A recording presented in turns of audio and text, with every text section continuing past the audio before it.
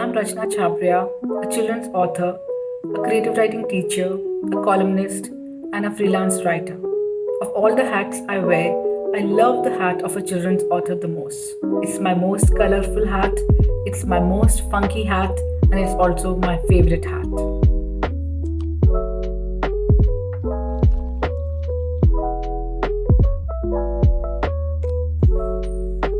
I think I decided to be a writer in college.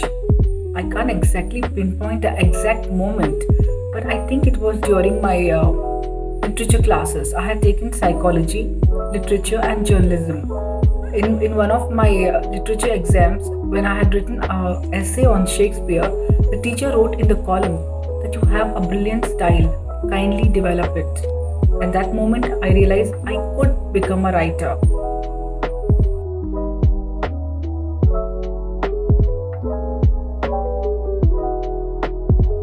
What inspires me to write everything? Many times people ask me, how do you get inspired? Sometimes it's just a phrase. When I was writing The Lion Who Wanted to Sing, it was a phrase. I just had this phrase in my mind about the lion who wanted to sing, and I built a whole story around it. For my other book, Bunny in Search of a Name, I suddenly had a feeling like as a child I used to not find my name very nice. I should feel I should have had a shorter name, more glamorous name. But as I grew up, I really fell in love with my name, which means creation. So, of course, for me, ideas come from anywhere. I may be walking on the road and I see a dog, a story about a dog comes. I may stand in my balcony and I may think of like, okay, when I'm standing in the balcony and I see clouds floating by, the dark cloud, one of my stories came from there. And then one day when I was in the vegetable market with mom, I saw the potatoes in my story. The potato man's army arose from there. So for me, inspiration is everywhere. It's like the air I breathe. Sometimes I'm inspired in a theater, sometimes in a mall, sometimes while having a shower. So it's not restricted to sitting at the desk and there. Sometimes I may not be writing for the whole day, but there's a story brewing in my mind. And when I open my laptop or take a pen and paper, the entire story flows because subconsciously mind has been churning out on that idea, working on that theme. I usually tell people that I write not because I want to tell a story, because there are so many characters sitting inside my head.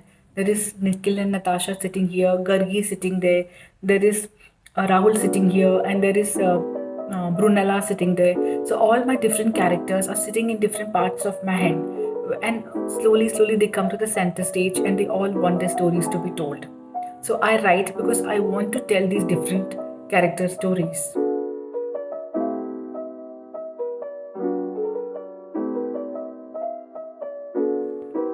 As a kid, I was always doing funny things, getting into funny situations.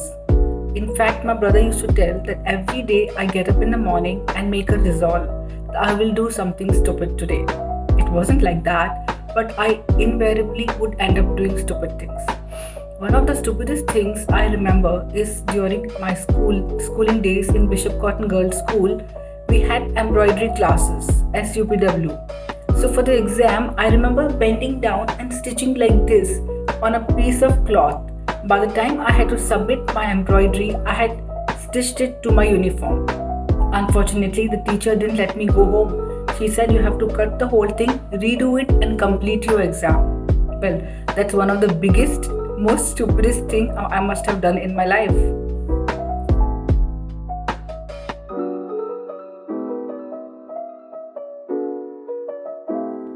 My favorite book that I read in childhood would be Jungle Book.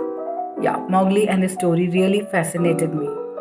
And of course, all the Enid Blytons and the Hardy Boys and the Nancy Drews I read.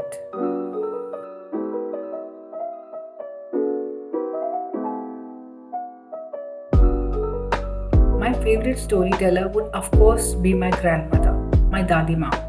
Though she never liked being called Dadi, she always liked being called Badi Mummy.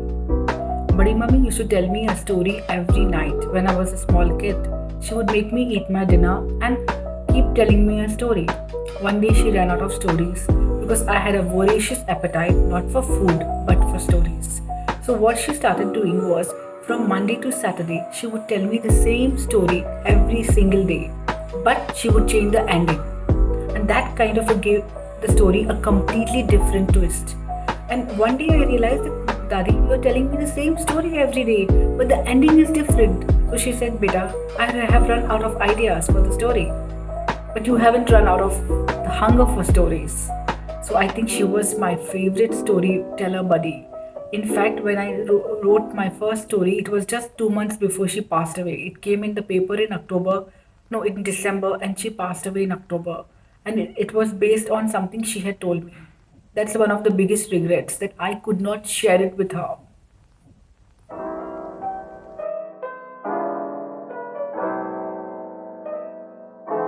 If I had to be a character from a book, which would I be? I think I'll be smart. I'll choose my own book.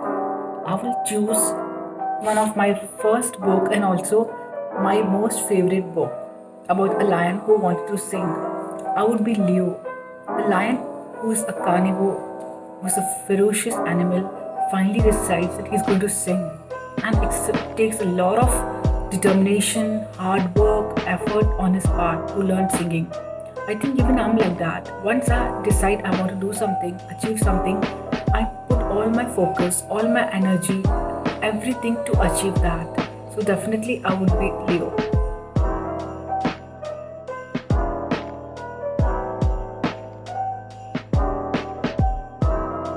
I want my writing to entertain.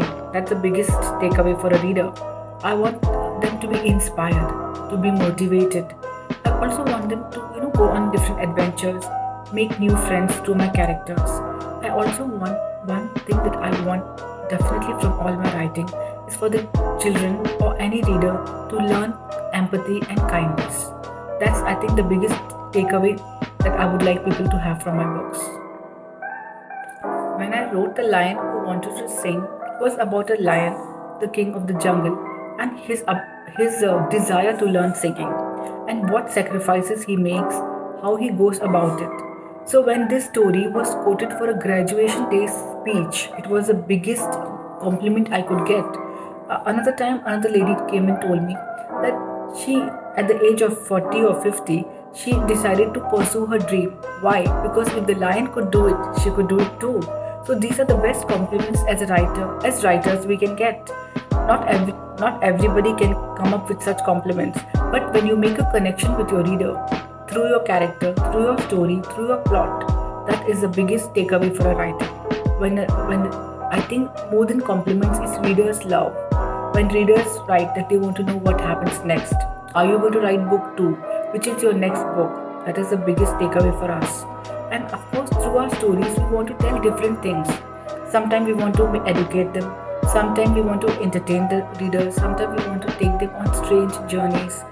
Sometimes we want to introduce them to a different settings, situation. But at the end of the day, we want them to have fun, to take them on an adventure. The daily life is really boring with all the problems and the monotony. So through the stories, through the books, through the characters, through the plot, we want to take them on different journeys, different ride. In this case, I taught science to these two characters. So ultimately, you will find certain body parts yucky. Oh my god, we have like that, but it was so fun. And of course, my all-time favorite. It's too early to call it an all-time favorite book. I had a lot of fun creating the characters, Nikhil and Natasha. I think I'm a lot like Nikhil and Natasha. One, I have that kind of a relationship with my grandmother.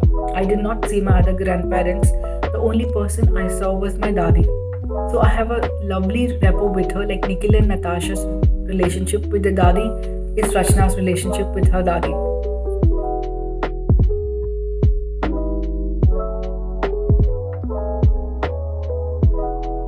Books, books, books.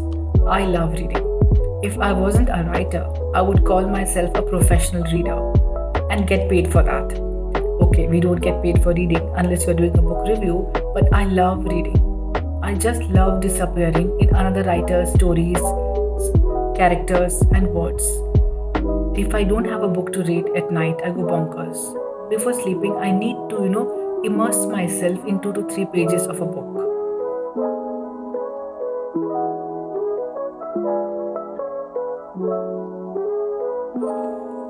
to visit Switzerland, Scotland, Egypt, London, Rome. Can I add one more place? That would be New Zealand. I love the beaches. I love the snow, so Switzerland. I love the castles, so Scotland. I don't know, I like the London weather. And of course, Egypt for the pyramids and New Zealand for the beaches.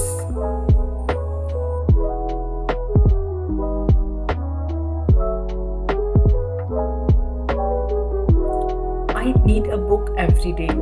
Books are my best friend. And if a book is my best friend, what would my a library be? Would it be my best friend's house? No, I would say a library is my go-to place. I can't say it's my best friend's house. That wouldn't work, right? Or maybe you can say library is my best friend's house. I can spend hours and hours and hours together there. And I need to read every day. There are days when I haven't had a time to even flip through one single page of a book. But before sleeping, I need to read at least 2 to 3 pages, minimum one chapter. That's the way I de stress. That's the way I take away my mind from my writing. And I've also seen that books help me when I'm struggling with a plot point, struggling with a character arc. So for me, books are my go to place. Every time, anytime.